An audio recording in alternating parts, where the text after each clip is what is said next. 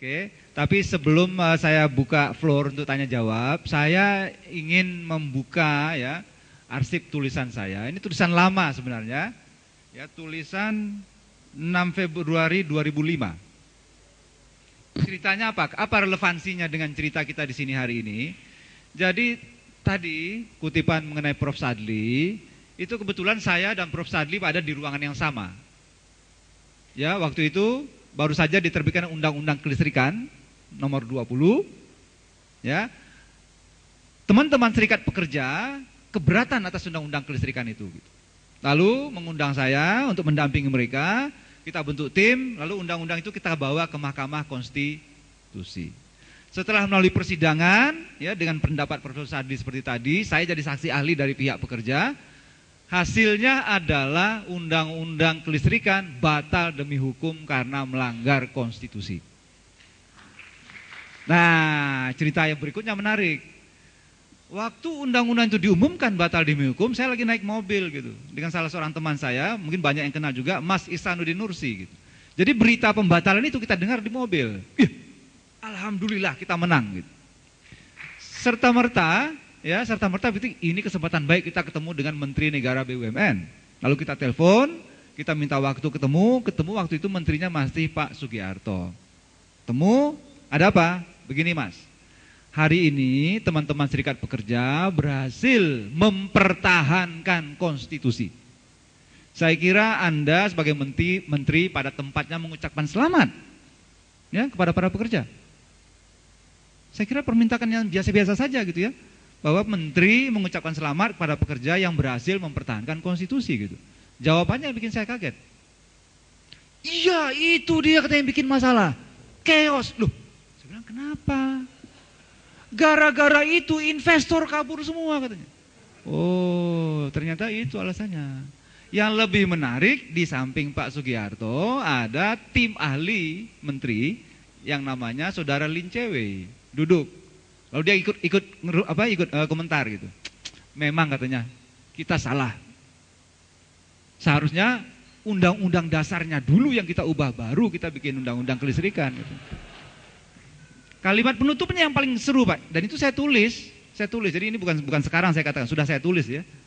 Kalimat penutupnya yang paling menarik. Tapi Son, kalau besok kami berhasil mengubah undang-undang dasar, Anda juga harus ikut kami, kata Saudara Lincewe. Oke? Ya. Jadi itu pengalaman pribadi saya sungguh-sungguh terjadi, dan itu tidak terjadi di kafe, tidak terjadi di hotel atau di warung kopi, terjadi di kantor Kementerian Negara, di dalam gedung milik negara itu sendiri gitu. Ya, dan menurut cerita Pak Edi waktu itu ketika artikel ini dibaca oleh Pak Kwik, lalu bersama Pak Edi, ya, cerita itu dilaporkan ke Presiden. Kata Pak Edi ya. Tapi nggak tahu saya apa yang terjadi, nanti mungkin Pak Edi bisa sedikit menyinggung ya. Yang ingin saya katakan adalah ya bahwa Pancasila, Undang-Undang Dasar itu sangat jelas. Hanya ada satu proses ya yang mencoba untuk membuat kita lupa, tidak mengerti dan seterusnya macam-macam itu, sehingga akhirnya praktek jadi menyimpang dengan ya ideal. Nah, hanya kekuatan-kekuatan itu tidak semuanya berada di dalam, tapi juga banyak yang berasal dari luar. Ya, sehingga kita harus waspada. Ini bukan hanya soal tidak mengerti, bukan hanya soal tidak paham.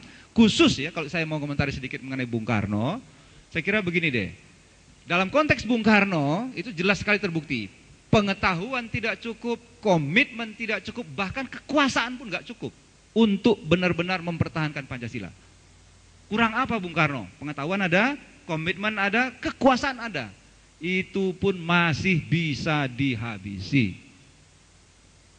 Oke, itu pun masih bisa dihabisi. Jadi saya kira masalah ini ya amat sangat serius gitu, dan tidak bisa hanya dengan diskusi wacana lalu nanti pengetahuan kita jadi baik, komitmen kita meningkat kalau selesai. No. Ya, Bung Karno sudah membuktikan pengetahuan tidak cukup, komitmen tidak cukup, bahkan kekuasaan pun tidak cukup. Oke. Nah, jadi saya kira dengan begitu harapan saya adalah kita sedikit menjadi ya lebih serius lagi gitu ya, untuk mencoba memastikan bahwa Pancasila itu betul-betul akhirnya bisa diamalkan. Saya kira demikian. Saya buka 5 orang. Saya Hendro Priyono, bekas tentara. tapi saya lebih banyak di lapangan. Jadi saya tidak punya kemampuan jadi presiden atau calon presiden. Saya ingin bertanya, pertama kali saya ingin mengapresiasi dulu ya apa saudara-saudara yang berada di depan saya itu terbagi dua sama, simetris. Yang generasi saya berdua ini Profesor Sudiarto dan Profesor Edi Suasono, dan yang dua lagi generasi penerus. Ya, saya sangat bangga. Karena itu saya bertanya, dari mulai saya datang sampai sekarang saya belum pernah bertanya. Ya, saya tunggu dulu. Dan ini rupanya saat paling tepat. Saudara-saudara, bapak-bapak sekalian dan ibu-ibu, saya amati bahwa yang bergulir di floor Kongres Nasional Pancasila ini adalah apa yang disebutkan oleh Profesor Muhadjir Darwin tadi, konflik gagasan. Yang pertama adalah konflik tentang amandemen. Yang saya setuju, Pak Sri Edi Suasono tadi mengeluh soal sahabat saya tadi pengamandemen keluar dari ruangan. Mestinya kalau beliau masih di sini, ini betul-betul seperti harapan Pak Refrison, bisa panas diskusinya. Artinya sepanas yang positif. Konflik of gagasan itu adalah begini. Menempatkan Undang-Undang Dasar 45 yang satu pada tataran nilai dasar. Jadi Pancasila dan Undang-Undang Dasar 45 dalam satu badan merupakan suatu yang mengandung nilai dasar. Sedangkan dapat yang kedua ditempatkan pada nilai instrumental. Dengan dia ditempatkan pada nilai instrumental, maka dia memang bisa dirubah sesuai dengan lingkungan yang dinamis, yang berkembang di era global ini. Tapi kalau dia diamandemen lagi, terus diamandemen oleh pemerintahan yang ganti berganti, pada suatu hari pemerintahan yang non Pancasilais akan berkuasa dan mengamandemen, itu apa jadinya? Dan pemerintahan itu bukan hanya eksekutif, legislatif, yudikatif, dan kekuatan civil society. Pertanyaan saya yang mungkin atau mudah-mudahan menjadi sumbangan bagi Kongres Nasional ini, bagi tim perumus khususnya besok, siapa yang mempunyai tanggung jawab dan wewenang untuk menguji tafsir itu benar atau tepat terhadap Pancasila, Undang-Undang Dasar yang diamandemen ini. Kalau undang-undang dan peraturan-peraturan itu Mahkamah Konstitusi. Tapi kalau konstitusinya sendiri yang dirubah-rubah, bagaimana kita mengujinya supaya tidak lari dari Pancasila? Kalau ini juga saya baca barusan di buku kecil Mahkamah Konstitusi itu juga adalah tanggung jawab Mahkamah Konstitusi. Lucu, karena Mahkamah Konstitusi itu ganti-ganti orang tiap 5 tahun. Dan dipilih oleh DPR yang kita nggak tahu apa Taliban di situ atau komunis di situ, kita nggak ngerti. Siapa nggak tahu. Nanti yang dipilih orang yang tidak Pancasilais, hancur bangsa kita. Pada Kongres saya menghadiri juga, saya menyimak dari seorang generasi muda yang masih punya pendapat bahwa Pancasila itu belum ijab kabul. Saya sedih. Karena kalau belum ijab kabul berarti bangsa kita ini bangsa haram. Tidak betul. Kita sudah tidak mempersoalkan lagi Pancasila, kita mempersoalkan sekarang bagaimana mengimplementasikannya itu. Itulah pertanyaan yang pertama. Saya kira perlu ini nanti untuk bahan tim perumus. Yang kedua, tadi dengan sangat terang dan cerdas para pembicara menyampaikan pemikiran-pemikirannya. Saya ingin tanggapi dulu yang dari Profesor Muhadjir Darwin. Pak Muhadjir, betul. Karena saya yang udah umur 65 tahun ini dilantik masuk jadi tentara oleh Bung Karno, kemudian menjadi tentara oleh Pak Harto, menjadi jenderal bintang 4 oleh era reformasi. Jadi secara pengalaman aja saya, tidak ilmiah.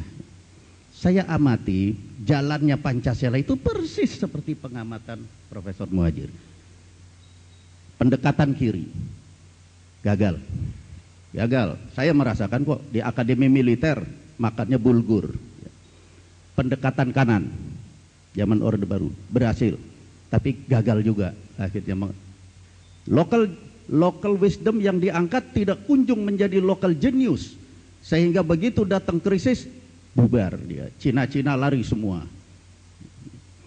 Jadi kiri dan kanan pendekatannya payah.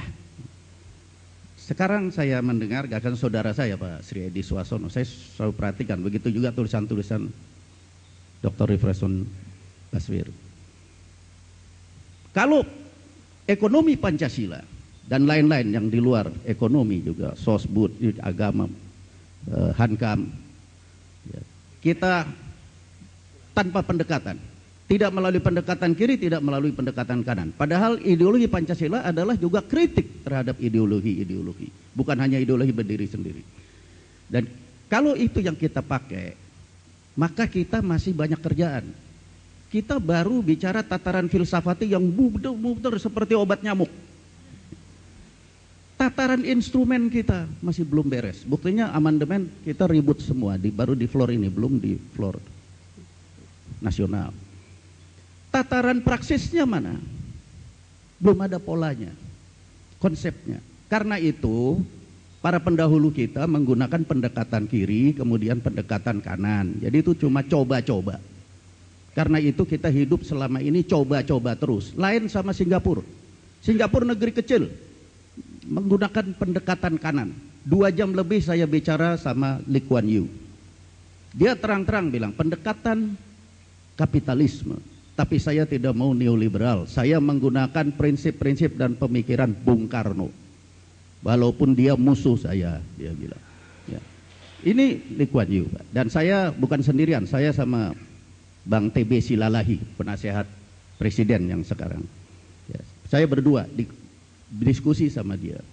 Sekarang dengan pemikiran kita yang cerdas, ingin kita menggelar filsafat Pancasila ini untuk menjadi pedoman atau pelita kita berjalan di tempat gelap menuju kepada tujuan negara. Pertanyaan saya yang kedua adalah berapa lama kira-kira kita akan sampai pada batas aman negara demokrasi liberal seperti ini? Karena batas amannya kalau menurut Pak Budiono di pengukuhan beliau di sini, saya juga dengar, adalah 2016, tahun 2016. Jangan sampai belum sampai 2016 kita sudah bubar. Jadi 2 pertanyaan itu saya kira. Terima kasih. Wassalamualaikum warahmatullahi wabarakatuh. Terima kasih, silakan.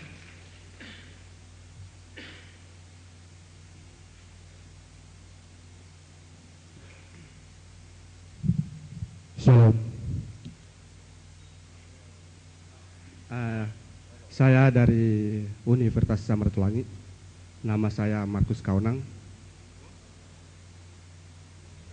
Kurang jelas, Pak. Kurang ulang nama. Nama saya Markus Kaunang dari Markus Kaunang. Markus Kaunang. Ya.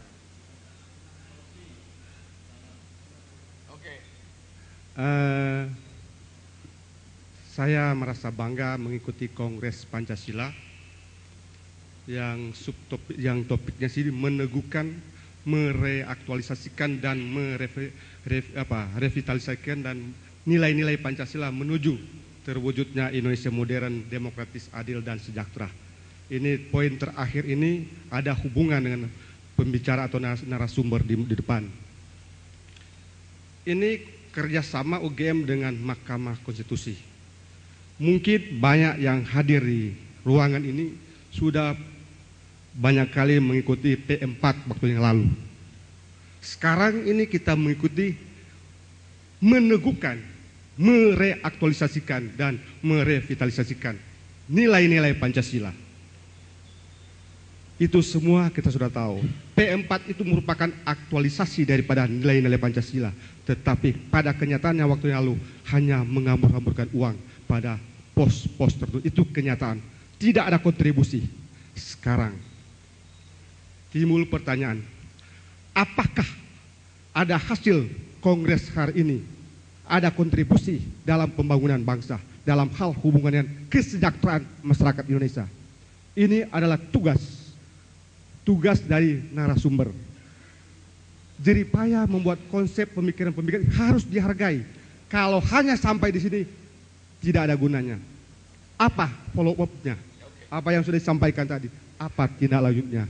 Kalau cuma sampai bicara begini, apa artinya? Oke. Kita Ya. semua mungkin umumnya sudah mengikuti P4. Sekarang kita meneguhkan dan mereaktualisasikan dan Iya. merevitalisasi. Oke. Tapi apa tindak lanjutnya? Itu tugas bapak-bapak yang di depan dan Oke, kita terima semua. kasih. Dan sampaikanlah itu kepada para penyelenggara negara agar supaya kita mencapai masyarakat adil dan makmur. Terima Ya, kasih. Terima kasih. Assalamualaikum warahmatullahi wabarakatuh. Ini saya tidak asing lagi bagi para pembicara dan moderator. Tapi Pak Darwin ini saya agak belum kenal baik meskipun beliau dosen UGM. Saya Hadir Yunus dari Keagama. Saya mewakili TPO, Dewan Pertimbangan Asasi Keagama. Tapi saya juga masih ngajar meskipun pensiun. Begini, ini tadi kalau penjelasannya Pak Edi memang cukup jelas ya. Hanya di dalam masyarakat itu banyak pertanyaan. Dan 3 tahun yang lalu ini supaya jelaskan lebih jelas lagi. Di dalam satu wawancara Saudara Yudi Latif kebetulan menjadi salah satu moderator. Ini sekarang kita dilanda atau dijajah istilahnya oleh neoliberal. Jajah kembali. Pun ada enggak ideologi yang bisa melawan neoliberalisme? Jawabnya Yudi Latif, ada. Apa? Marhainisme ajaran Bung Karno. Hanya satu-satunya itu di dunia ini.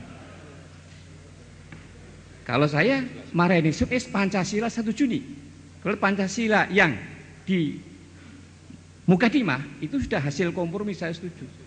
Tapi Bung Karno selalu mengatakan tafsir Pancasila itu mesti satu sila berhubungan dengan yang lain. Seperti yang kemarin saya jelaskan pada waktu perdebatan mengenai filsafat yang sebenarnya dari Pancasila itu apa filsafat Pancasila sebagai filsafat, apakah ada filsafat lain yang memperkuat itu atau gabungan dari filsafat. Ini jelas.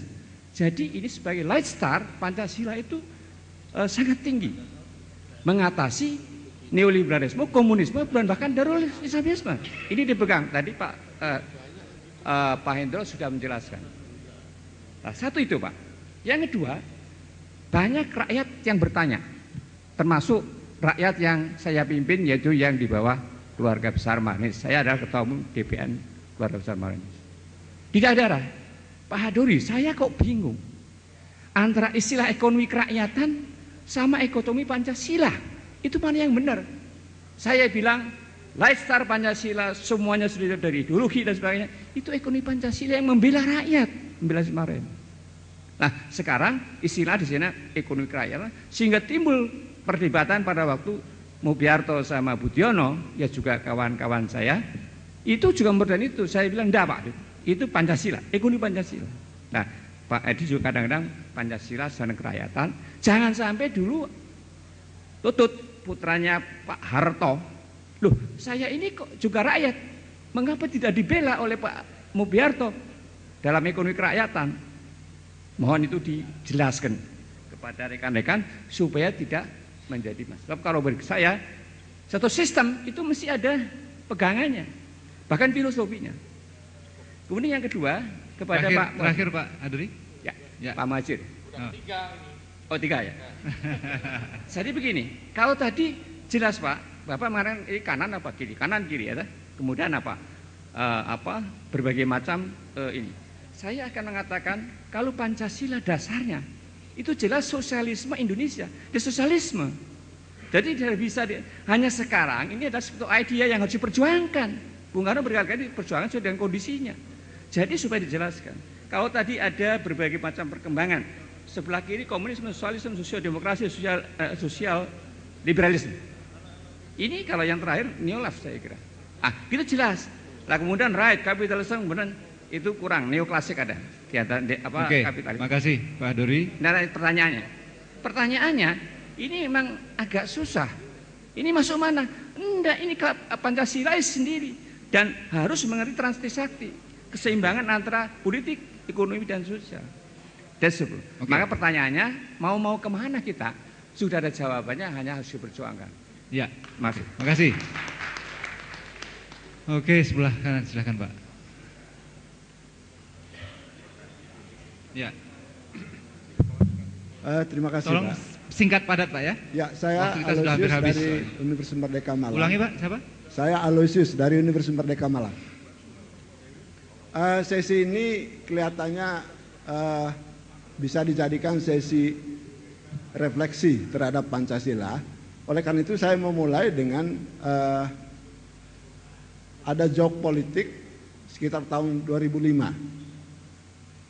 Joke-nya itu antara lain, pada masa presiden pertama kita melanggar sila pertama karena sila ketuhanan yang Maha Esa atau Pancasila disamakan dengan Nasakom, sedangkan Nasakom melanggar, itu bertentangan dengan sila ketuhanan yang Maha Esa.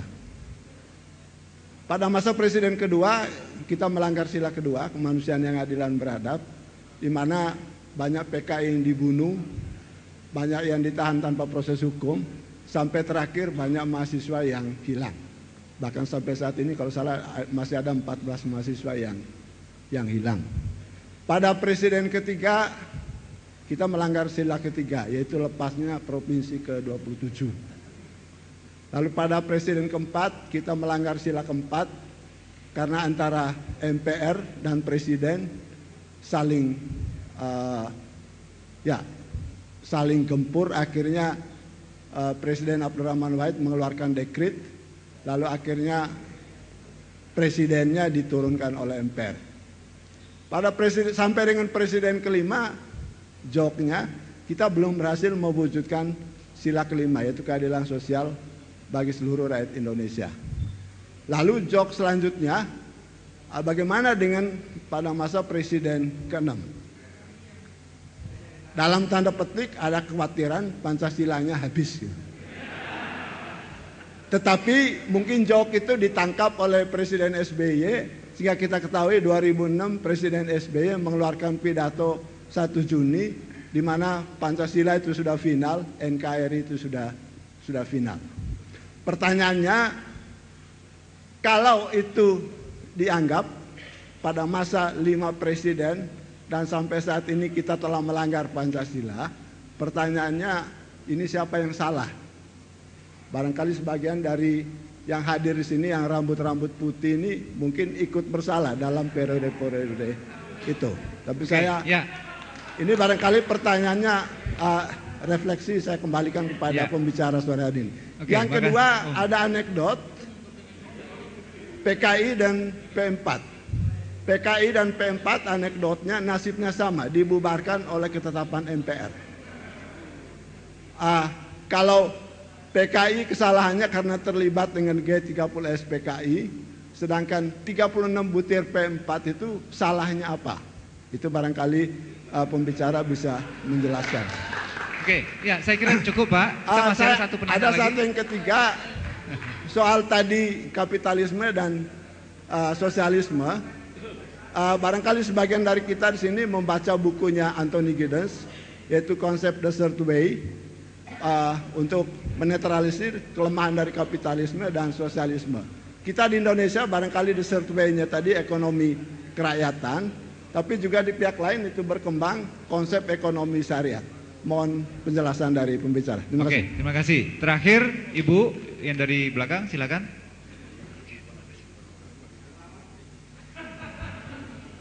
Waktu kita terbatas, nanti malah jangan-jangan nggak dijawab. Enggak, gitu Pak, ya. pendek Silakan. sekali.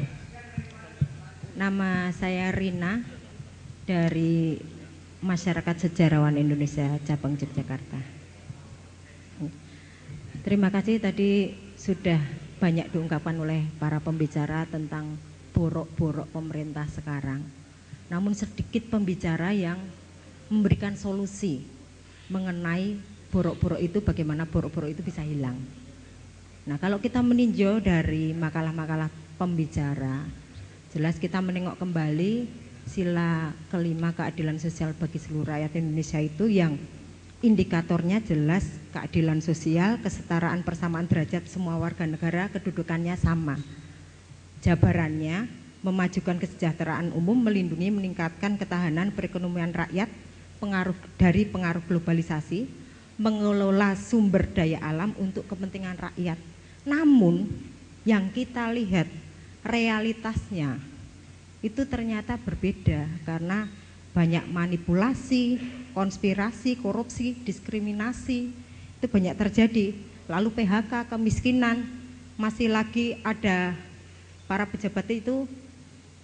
Mengapa harus dipermudah kalau itu bisa dipersulit? Alias pemerasan itu terus ada. Lalu demokrasi ekonomi 2002 atau ekonomi liberal tetap berjalan. Oke, langsung pertanyaannya, Bu. Ya. Kalau solusi saya itu berantas politik uang, KKN, pencucian uang, batalkan pilkada, sumber bibit korupsi, preman, pengganggu kamtipmas, itu solusi dari saya. Kembali ke pasal 33 Undang-Undang Dasar 45 yang asli. Ekonomi kekeluargaan, kebersamaan. Pertanyaannya, bagaimana menurut para pembicara solusi yang tepat untuk permasalahan ini? Terima kasih. Terima kasih. Terima kasih. Jadi Pak Indro tadi menjelaskan panjang lebar dari kacamata Pancasila, dari nilai dasar atau Pancasila instrumental. Saya melihat juga mungkin instrumental dalam pengertian ini. Negara yang pluralistik semacam ini, negara yang multikulturalistik semacam ini, harus ada penyebut yang sama. Ya, jadi sepertiga tidak bisa dijumlahkan dengan setengah. Sepertiga harus menjadi 2/6 dan setengah menjadi 3/6, baru bisa terjumlahkan karena penyebutnya sama, common denominatornya sama, menjadi 5/6. Nah, Pancasila itu instrumental, mungkin abadi, karena kita multikulturalistik seperti ini, kita berbeda sama sekali, tetapi satu sama lain, namun kita sama dalam satu hal, yaitu dalam suatu Weltanschauung yang sama. Nah, oleh karena itu, mati hidupnya bangsa ini adalah, mati hidupnya kita mempertahankan kesamaan penyebut ini. Jadi, dengan tidak adanya Pancasila, kalau saya tadi sungguhnya merasa ada skenario barat untuk menghancurkan Indonesia. Itu jelas. Rusia dihancurkan dengan merusak ekonominya, nggak mempan. Rusia dihancurkan dengan merusak rubelnya, nggak mempan. Begitu undang-undang dasarnya diganti melalui perestroika, dan itu permainan barat, perestroika dan glasnost, jebol dia. Nah, saya khawatir ini juga skenario barat. Kalau tidak, saya ingin menyampaikan kepada para intelligence, be very careful with this. Kalau kita tidak punya Pancasila, we have no more common denominator. We are just different people. Bersatu karena satu pemerintahan, dan itu pun telah terjadi. Ada partai lokal di sana, ada begini, ada begitu, ada begitu. Tentara dibuat kalah perang di Timur Timur, kan kasihan tentara ini. Dibuat kalah perang di Aceh, padahal tentaranya bilang sama saya, coba saya dikasih izin tak gasak 2 minggu juga jebol. Dan tentara yang ngomong itu di depan saya sekarang. Ya, something like that. We are being disempowered, kita sedang dilumpuhkan. Anak kita tidak tahu ilmu bumi, Pak, supaya dia tidak tahu tanah airnya. Anak kita tidak diajari sejarah, Pak, supaya tidak tahu asal-usulnya. Mas Hendro mesti tahu bahwa anak semester 6, saya tanya di mana Cepu, nggak tahu. Di mana Momere tidak tahu. Di mana Laut Sawu tidak tahu. Di mana Madura tidak tahu. Dia bilang Pulau Madura ada di sebelah timur Pulau Bali. Saya tulis di Kompas, ada di situ. Ada di saya tulis di Kompas, jadi saya nggak main-main. Waktu saya tanya, di mana itu Kupang? Oh, saya tahu, Pak, Pulau Kupang ada di bagian timur sana. Saya tanya, apa ibu kotanya Pulau Kupang? Ibu kotanya Pulau Kupang adalah NTT, Pak. Saya suruh dia ke depan. Waktu di depan di tembok ditulis ENT. Ya. Nah, ini di dalam ekonomi kita didominasi. Dia mengatakan saya bukan neoliberal, tapi membiarkan, memberi izin dan mengeluarkan izin, itu pemda-pemda itu loh, Pak, mengeluarkan izin untuk pasar rakyat digusur oleh mall. Dan bank-bank negara memberikan kredit pada mall untuk menggusur pasar rakyat dan pasar tradisional. Dia bilang aku bukan neoliberalis, tapi memberi izin berkembangnya neoliberalisme. Nah, oke, Pak Markus, ya saya bilang yang menghilangkan P4 itu siapa itu? Namanya Yuwono Sudarsono, Pak. Mestinya kurikulumnya didandani, bukan dihilangkan. Setiap negara harus mengerti ideologi negara. Pak Hadur Yunus pertanyaannya kepanjangan, saya nggak bisa jawab, Pak. Pokoknya ya itulah. Kuncinya, Pak, pemda-pemda itu sekarang insinyur, doktorandes, esa, pokoknya semua orang sekolahan, hanya tidak berpendidikan. Jadi izin menggusur itu, Pak, yang melakukan pemerintah daerah. Jangan nyalain siapa-siapa, jangan nyalain yang lain lah gitu. Ya pemda-pemda itu yang kasih izin kan. Ekonomi kerakyatan Pancasila sama saja, Pak. Oke, Pak Alaisus nyebut PKI dibunuh segala macam. Pak, PKI juga bunuhin, Pak. Di Madiun tuh berapa ribu orang dibunuh PKI, termasuk bapak saya, Pak. Ya, jangan gitu dong. Enak aja, bapakku dibunuh, bapaknya Pak Karis Luhut nggak ketemu karena satu lubang 400 orang dicari nggak ketemu, udah rusak. Nah, jadi PKI juga jahat. Ya, ekonomi syariah tolong dibaca di buku saya, katanya baru kemarin, besok pagi dicetak baru selesai. Sungguhnya sudah saya cetak 150, tapi yang datang lebih dari 300 ya, kurang. Besok pagi di halaman terakhir, Pak, ada ya. Rina ya, kembali pasal 33 yuk sama dengan saya deh. Oke. Saya juga maunya gitu, Rin. Ya, makasih. Oke, silakan Pak Muhadjir. Terima kasih. Pak Edi juga sudah memborong tadi ya, jadi saya nggak usah nambah seharusnya. Tapi nanti nggak ada. Tapi dengan suatu garis fondasi yang jelas. Ya, betul. Ya. Sosialisme, namanya Pancasila. Ya. Basisnya adalah itu, tapi bukan pada sosialisme yang ekstrim sekali itu. Seperti misalnya kalau kita breakdown ya ke dalam yang lebih operasional, ada 3 institusi yang menyelenggarakan kehidupan ekonomi: negara, keluarga, atau komunitas, dan kemudian pasar. Tiga-tiganya boleh kok dalam konstitusi. Soko guru ekonomi kita kan 3 kan, koperasi, BUMN, kemudian BUMS, boleh. Nah, maunya Pak Hatta dulu itu ya BUMS itu silahkan berkembang, tapi koperasi makin lama makin mengambil alih. Sekarang memang terjadi ada yang diambil alih, yaitu koperasinya gitu. Nah, itu yang harus diluruskan kan, begitu kan. Keseimbangan itu harus kita jaga itu, terutama kepada yang sifatnya memang kolektif, karena konstitusi kita memang menegaskan bahwa kepemimpinan kolektif itu memang menonjol dan harus diakui. Tapi bukan berarti hak individu itu hilang, jelas. Jadi masih di center lah gitu. Kemudian mengenai misalnya komoditifikasi, bukan arti undang-undang konstitusi kita tidak anti komoditas pasar, tetapi untuk hal-hal menyangkut hajat hidup orang banyak jangan dilakukan komoditifikasi. Pendidikan, kesehatan, itu kan sangat vital itu. Kemudian sumber-sumber alam, itu kan sangat vital. Itu jangan dilakukan privatisasi dan komodifikasi salah berlebihan. Kalau toh itu sektor swasta, pembagian propertinya harus menguntungkan kepentingan nasional, gitu kan gitu. Dan ada contoh Amerika Latin seperti itu. Nah, kemudian ya, kalau kita melihat secara empiris, kebetulan begini kan, kita itu di dunia yang sekarang itu dikuasai oleh ekonomi pasar global. Dunia sosialis ambruk, sosialis yang radikal ya, Soviet, Cina, dan mereka sekarang berubah menjadi kapitalis gitu. Sehingga negara-negara di dunia itu sekarang didorong ke kanan gitu. Nah, kita juga terdorong ke situ. Tapi mungkin kita perlu menoleh negara lain yang masih bisa bertahan tidak ke kanan tapi tidak menjadi sangat radikal gitu. Satu contoh yang pernah saya ketahui itu adalah Sri Lanka. Kalau kita mau bisa menoleh, saya nggak tahu apakah itu bisa juga menjadi model bagi kita.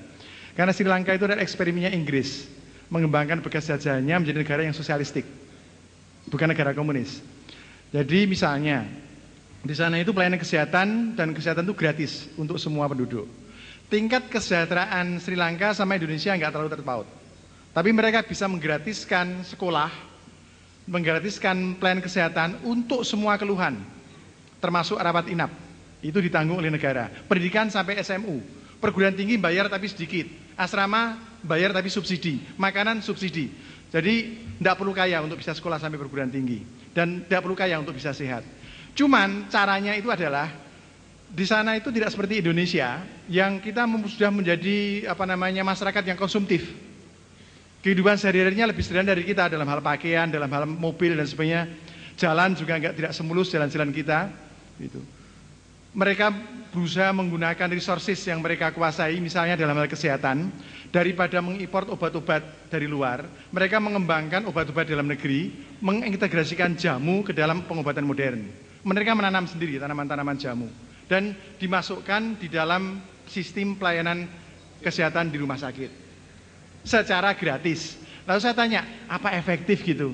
Jawaban dari teman saya di Sri Lanka begini, lihat saja angka mortalitas kita. Bandingkan dengan negara Anda, kira-kira lebih kecil mana? Di Sri Lanka lebih rendah tingkat mortalitas dan lebih tinggi tingkat kesejahteraan sosial. Ukuran sosial ya, bukan ekonomi ya. Secara sosial dari indeks mutu hidup IMH itu Sri Lanka lebih tinggi dari Indonesia. Nah, tapi itu tadi kita mengorbankan tingkat konsumsi kita, kemewahan kita. Kalau kita mau ke situ, kita bisa. Ya. Dan dimulai dari pemimpinnya dulu tentunya saja. Jadi yang dibutuhkan sebenarnya adalah konsistensi. Konsistensi pada level implementasi, bukan hanya di pidato saja. Sebab ngomong kerakyatan sebagai suatu wacana itu mudah, tapi dalam tingkat pelaksanaan itu sulit. Apalagi di tengah ekonomi global yang semakin tidak menguntungkan. Terima kasih, saya kira itu saja. Satu poin tambahan itu ya, mungkin tadi sebenarnya jawaban saya tadi menjawab juga yang lainnya. Tapi Pak Indro tadi itu menanyakan mengenai kalau undang-undang dasar sudah menyimpang, siapa yang bisa memperbaiki? Kan gitu kan? Kalau undang-undang MK bisa melakukan. Kalau undang-undang dasar menurut saya adalah referendum. Dan itu ada contohnya. Ya. Oke, Gong, silakan Pak Diarto. Pertanyaan Pak Indro gini Pak. Indonesia itu ada dua model perubahan undang-undang dasar. Indonesia itu menganut seperti Amerika Serikat. Amerika itu mengatakan kalau 2/3 anggota Kongres mengusulkan dan disetujui oleh seluruh anggota Kongres dan disahkan oleh 3/4 negara bagian baru sah. Indonesia kan kalau diusulkan 1/3 anggota dan disetujui 2/3 sah.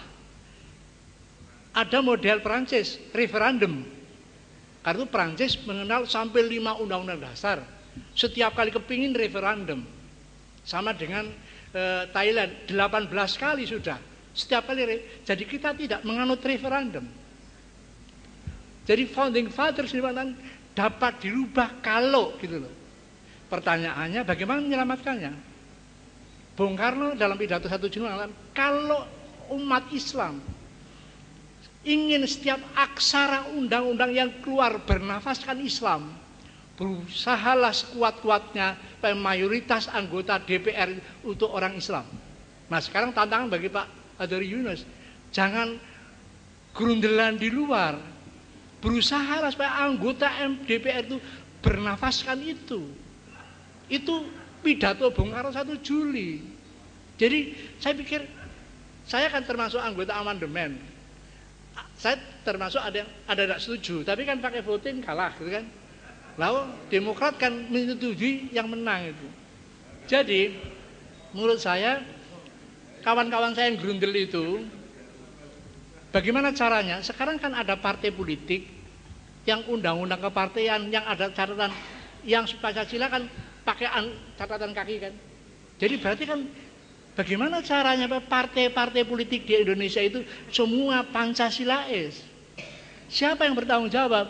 Pendidikan nasional. Adakah sekarang di undang kurikulum itu ada Pancasila? Harus itu. Menteri Pendidikannya harus orang Pancasila. Ya, nggak ada tawaran lain. Karena diem-diem mereka ingin menguasai itu supaya kita lupa. Jadi one day semua generasi muda Indonesia itu seperti yang di sini ini. Itu ada cara jalan itu. Jadi menurut saya untuk Pak Adori kawan saya bilang gini, bagi saya 1 Juni adalah puncak pemikiran seorang Soekarno. Marxisme itu is history. Karena beliau kalau dibaca bukan kesimpulannya 1, 2, 3 enggak. The total speech itu isinya seperti itu. Kita kan tiba-tiba ini bukan itu, malah jadi satu kan, akibatnya nggak ngerti apa-apa.